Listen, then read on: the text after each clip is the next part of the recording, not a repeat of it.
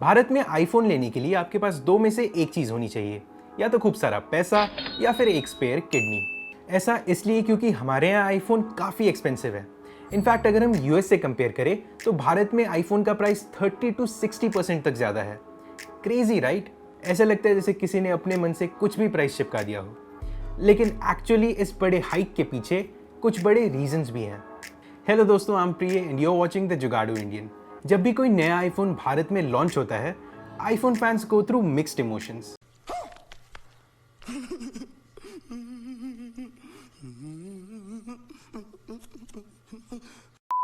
और उनकी ये फीलिंग अंडरस्टैंडेबल है क्योंकि हर नए आईफोन में रिडिकुलसली इंप्रेसिव फीचर्स के साथ ही एक रिडिकुलसली हाई प्राइस पॉइंट भी आता है। एग्जाम्पल के लिए लेट्स टेक द आईफोन 12 जो कि भारत में अराउंड 80,000 का पड़ता है। ऑल्दो करेंसी एक्सचेंज रेट के हिसाब से ये अराउंड 59,000 का है, यानी कि भारत में आते आते आईफोन 12 का प्राइस 21,000 तक बढ़ जाता है। इस बड़े हाइक के तीन मेन रीजन हैं। पहला ये कि एप्पल अपने आईफोन को भारत में मैन्युफैक्चर नहीं करता। मैन्युफैक्चर करना तो दूर की बात, नए आईफोन्स के लिए इंडिया में कोई प्रॉपर असेंबली लाइन भी नहीं है। हाँ, फॉक्सकॉन और विस्ट्रॉन जैसे ताइवान बेस्ड कॉन्ट्रैक्टर्स ने आईफोन इंडिया में ही असेंबल करना शुरू ज़रूर कर दिया है, लेकिन ये दोनों फिलहाल सिर्फ आईफोन XR और आईफोन 11 जैसे पुराने मॉडल ही इंडिया में असेंबल करते हैं। इसके अलावा जो एप्पल के लेटेस्ट आईफोन मॉडल्स हैं वो पूरे के पूरे इम्पोर्टेड हैं, और पूरा का पूरा इम्पोर्टेड प्रोडक्ट यानी एप्पल को हेवी इंपोर्ट चार्जेस पे करने पड़ते हैं जो फिर प्रोडक्ट के प्राइस में भी ऐड हो जाते हैं। ऑन टॉप ऑफ दैट, क्योंकि एप्पल का कोई ऑफिशियल स्टोर भारत में नहीं है, एप्पल को थर्ड पार्टी रीसेलर्स के थ्रू अपने प्रोडक्ट्स बेचने पड़ते हैं, which again adds to the cost. Moreover, even Apple India की जो वेबसाइट है उसको भी लॉजिस्टिक्स के लिए थर्ड पार्टी वेंडर्स की हेल्प लेनी पड़ती है, which comes at a price. ये सब एक्सपेंस एंड में जाके आईफोन के फाइनल मार्केट प्राइस को एक बड़ा हाइक दे देते हैं। दूसरा फैक्टर जो रिस्पॉन्सिबल है आईफोन के ऊबर एक्सपेंसिव प्राइस टैग के लिए वो है गवर्नमेंट की कुछ policies. Let me explain this. Apple अगर इंडिया में आईफोन मैन्युफैक्चर करना चाहे भी तब भी उसके लिए एक बड़ा हर्डल है गवर्नमेंट की FDI पॉलिसी, जिसके मुताबिक एप्पल को एटलीस्ट 30% रॉ मटेरियल्स भारतीय वेंडर्स से ही खरीदना जरूरी है। और जरूरी हो भी क्यों ना, आफ्टर ऑल इतने तेजस्वी लोग हैं हमारे पास। बिल्कुल, लेकिन एप्पल CEO टिम कुक ने अभी भी इस पॉलिसी को लेकर अपना स्टांस चेंज नहीं किया है, और ये उनकी चॉइस से ज़्यादा मजबूरी है, क्योंकि आईफोन के लिए एप्पल इन टोटल 200 से भी ज़्यादा इंटरनेशनल वेंडर्स से रॉ मटेरियल्स खरीदता है। यानी कि किसी भी एक कंट्री से आईफोन के लिए 30% पार्ट्स लेना could be a quality compromise, जो कि ऑब्वियसली एप्पल अपने फ्लैगशिप डिवाइस के साथ नहीं करना चाहेगा।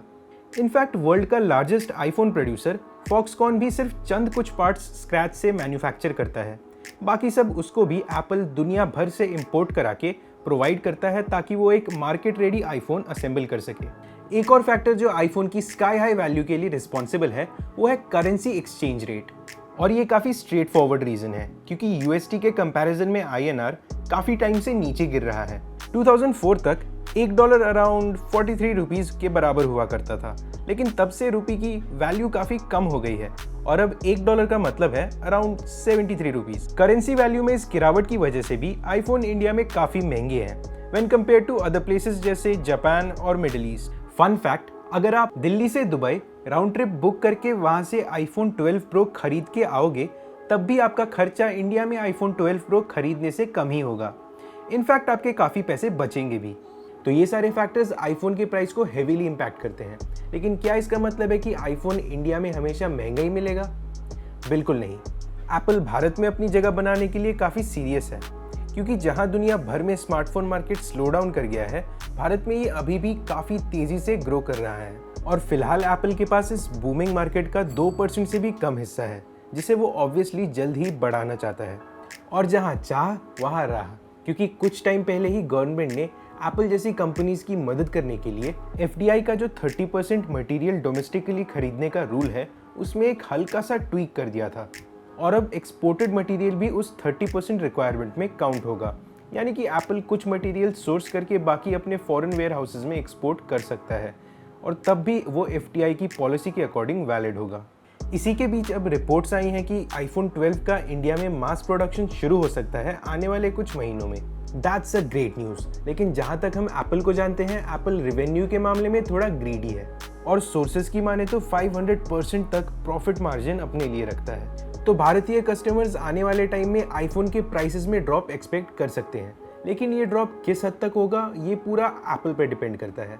क्या प्राइस गिरने के बाद एप्पल शाओमी और सैमसंग जैसे मार्केट लीडर्स के साथ इंडिया में compete कर पाएगा? Sound off in the comments. Talking about flagship phones, do check out our OnePlus 9 full review, जिसमें हमने इसके हैसलब्लैड कैमराज और हीटिंग इश्यूज के बारे में बात की है। और हाँ, वीडियो पसंद आई तो लाइक एंड शेयर। ऐसी और वीडियोस देखने के लिए subscribe to the Jugaadu Indian and press the bell icon for all the updates. Until next time.